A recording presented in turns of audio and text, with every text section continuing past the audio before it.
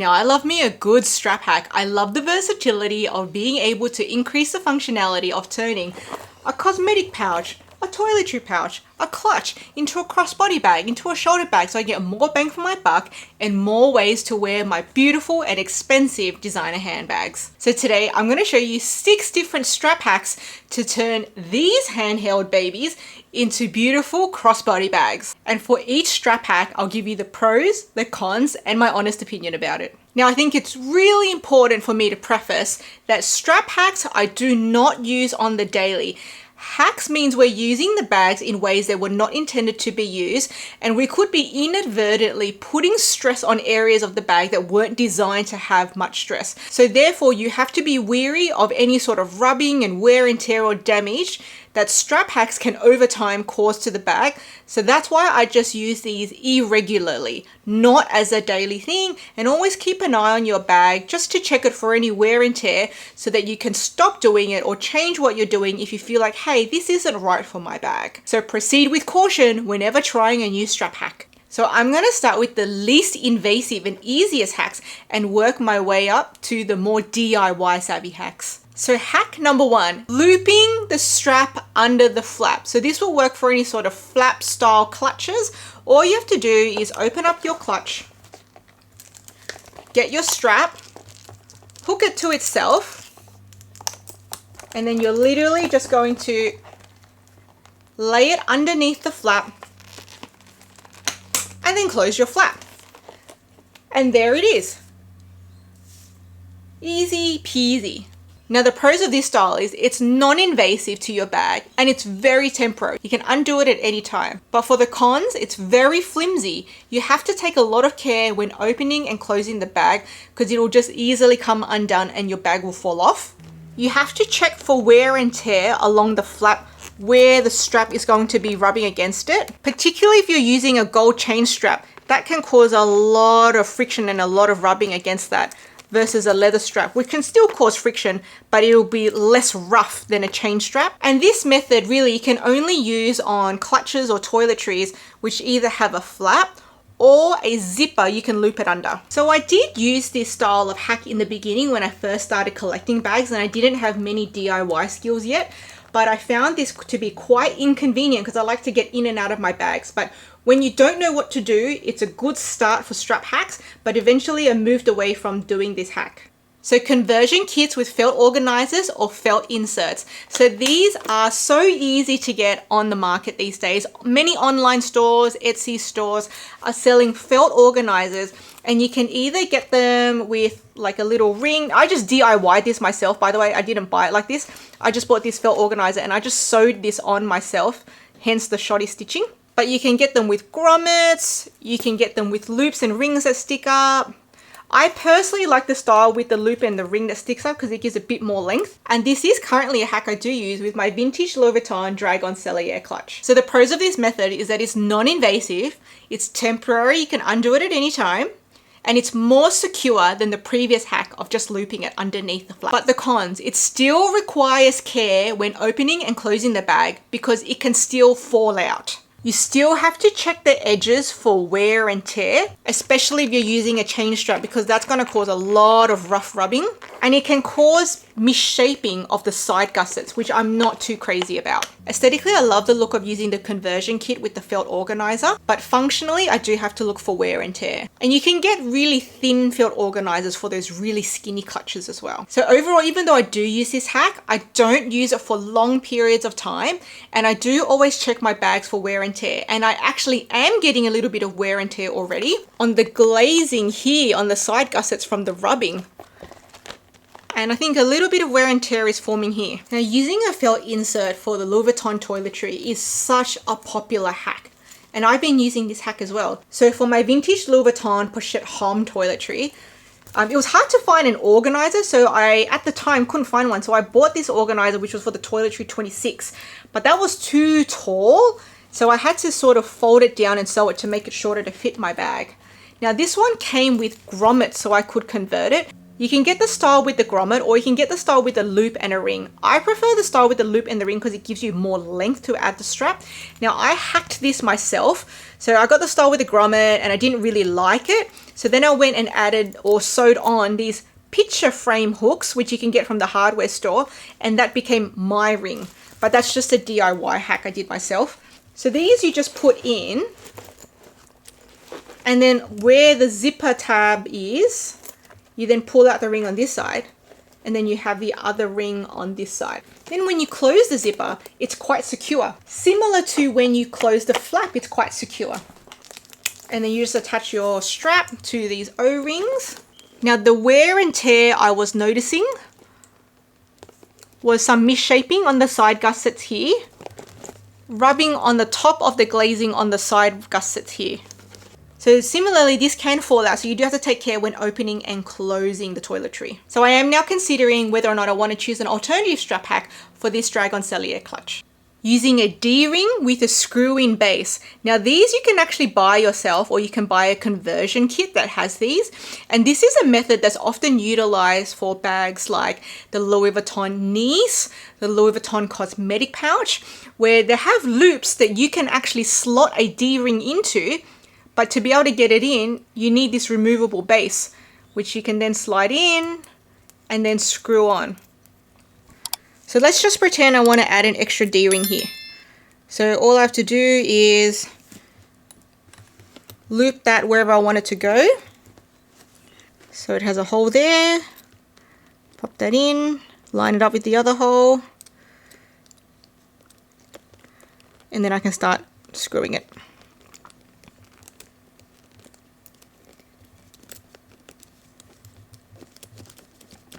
So now I have an extra ring to attach my strap. And I also see this hack used on bags like the Speedy to try to give it an extra ring to attach the strap, similar to the extra ring you get on the Alma. So the pros of this method is that it's non-invasive and it's temporary. You can just take off the ring by unscrewing it at any point you like. And because the ring is attached to the bag, it is more secure than the previous two hacks. But for the cons, you do need an existing loop or somewhere to attach this ring in the first place. And it can cause unintentional stress on the loops through which you are looping this through, particularly if we're now pulling in a direction in which the bag wasn't designed to be pulled. So as you can see, I have these, but I have no bag to demonstrate for you because I'm actually not utilizing this hack.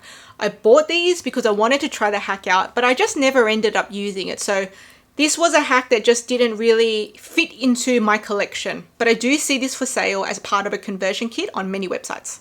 Encasements. This is the hot new thing, the hot new trend for people who love converting toiletries and clutches into crossbody bags. So you can find different style encasements depending on whether your toiletry or your clutch has a flap or doesn't have a flap. So the one that I chose is for my toiletry, which doesn't have a flap. So this is my vintage Louis Vuitton Pochette Homme toiletry case. It's actually a men's line. And this one doesn't have a flap, opens along the top. And this encasement also doesn't have a flap and opens along the top. So that's a good fit for this one. However, I can't use it on the drag-on cellier because this has a flap and this doesn't have a flap. So even if I put it in, there'll be no way for me to open it.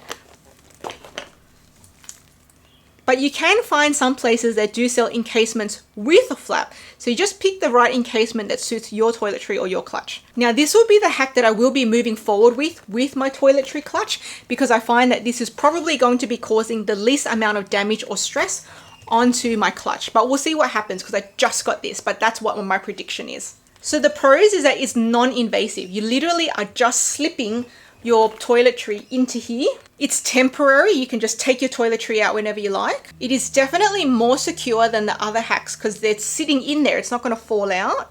And it's a snug fit. And now we're not causing any extra stress or any unintended stress on the bag, which we potentially were with the other hacks. But for the cons, like not everyone will like this aesthetic. For some people, this may look off, may look a bit tacky.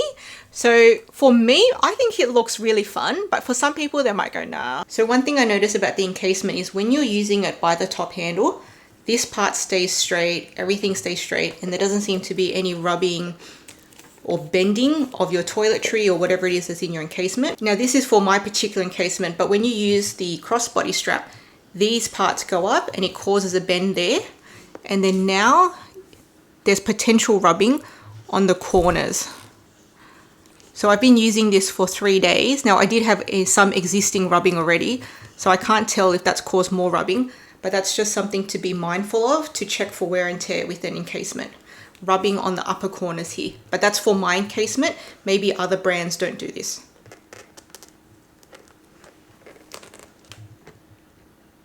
Now, encasement size is not universal. Depending on the size of your toiletry or your clutch or your pouch, you may need to buy different encasements. Luckily for me, all my vintage Louis Vuitton clutches and toiletries are all the same size, so they literally all fit inside this encasement. However, even though the ones with the flap will fit, I won't be able to open them, so functionally that's not going to work.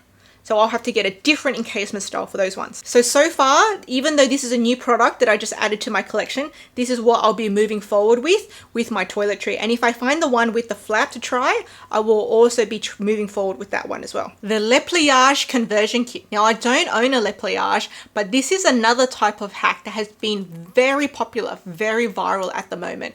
So the Pliage has nowhere to attach a strap. It just has these handles, and the handles at the base where they're attached to the bag has this bit of a fold.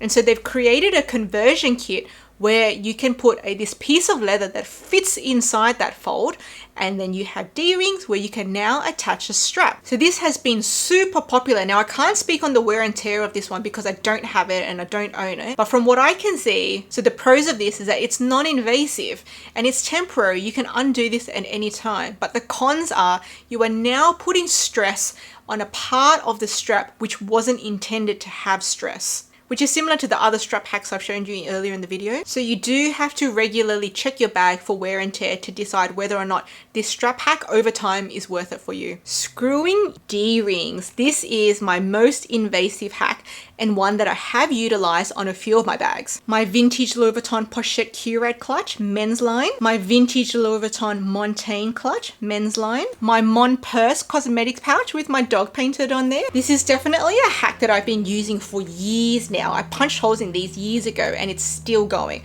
So it's definitely one that I do utilize. And if you don't mind permanently changing your bag, and if you've got DIY skills, then this is definitely one you can consider. So you will need a leather hole punch, and you will need these screw-in D-rings. Now I actually demonstrate myself punching holes into this cosmetics bag in this tutorial here, if you're wondering how to do it. But you see, I keep choosing the same positions to put these holes into, which is the back here on all 3 pieces. However, not everyone makes the same decision. Some people punch holes up here, and that gives a look similar to my vintage Louis Vuitton Monceau, where it looks like this when you're wearing it. And other people choose to put it in the side gussets here and here. Some people will put it smack bang in the middle where the crease is, and then some people will put it maybe on the front half of this gusset and the back half of this gusset. But for me, I thought about this long and hard before I chose the position of where I'm going to punch a hole. Because once you punch a hole, that's a permanent hole. You can't undo your hole once it's been punched. So the reason why I decided to punch the holes here is because I felt as though that will be a strong area to handle the stress. I felt as though if it was in the side gussets, eventually the gussets would misshapen and I'd end up like this, which I did not want. And I thought if I had it up here, it will put a lot of stress on the flap and you'd end up like this. Or also, I didn't like the aesthetic of always having that popped up there, of always having it, the D-rings visible there. Hence, I ended up choosing this because I felt like that suited all of those needs. It was strong enough there without causing too much additional stress, and it wouldn't be visible from the front. But that will be up to each individual person where they choose to put these D-rings as to what they think will happen to their bag and what is best for their bag. But that is the reason why I keep putting that there. And I thought it was just important for me to explain why I did that, because I felt as though I put a lot of thought into doing that. So another thing that I took long and hard consideration about when placing these D-rings onto this cosmetics pouch was how it would look on the inside. As you can see, you cannot see the other side here on the inside like magic. Whereas for this bag, you can definitely see it here on the inside. And that's because this has a pocket. And this pocket extends up. So I was able to lift up this flap and then punch a hole through there, screw it in, and put that back down so that it was virtually invisible on the inside. Also, when deciding on the position of where I'll put these, I had to be mindful of any existing stitches in the bag, because you don't want to put a hole through a stitch. You don't want to pop existing stitches.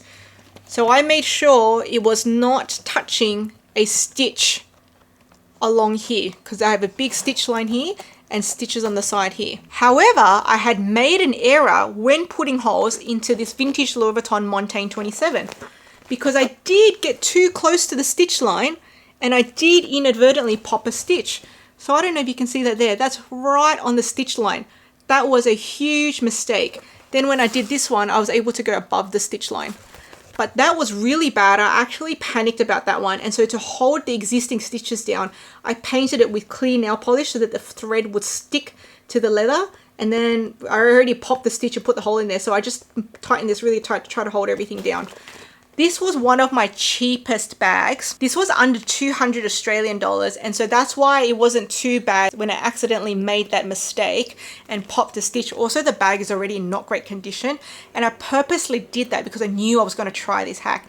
Now, if you want to see all the bags that I bought for under 200 US dollars, because there's 10 designer bags, I'll leave that video here for you. So as you can see, there's a lot to consider when deciding on which location to punch holes and put these D-rings into. So I just want to reiterate that it does take a lot of thought and pre-planning. So the pros is it's a very secure hack. Like these babies, they're not, you know, your bag's not going to be falling apart when you're opening it and closing it. So I'm very happy with the security, or how secure that hack is. But for cons, this is a permanent change. Like, it's a big step to go and permanently change your bag. Now, a lot of these bags I bought for very cheap, under 200 Australian dollars. That's why I was brave enough to go and try these hacks without much experience. But that's a personal decision for you if you think that your bag is something you want to permanently hack. You have to think carefully about the location of which you put this. As discussed, you have to take into consideration the extra stress on that location of the bag, and if you think that's going to be a good choice for your bag. Now, aesthetically, this might look shoddy or tacky to some people. Some people might go, ew, what have you done to your bag? So the aesthetics, that's up to you, but for me, the aesthetics don't bother me, but that can be a con for some people. And for some people, depending on which material the bag is made out of, may use an extra piece of leather to secure this back here. So this is something that people particularly use when they're punching holes into canvas.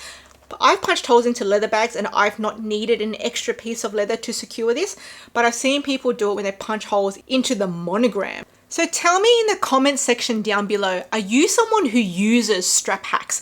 Are you someone who converts toiletries or clutches or cosmetics bags into crossbody bags? How do you feel about this whole strap hack topic? And which strap hack that I showed you today was your favorite, and which one was your least favorite? And as you can see, I'm clearly a fan of using strap hacks. I'm not afraid to use a strap hack.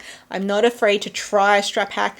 And I love improving the functionality of my bags, but I am realistic about the wear and tear it can cause, and continually looking for more strap hacks that cause less damage to my bags that I can use more often. And if you haven't already seen my entire handbag collection of 50 bags, I'll leave that here for you too.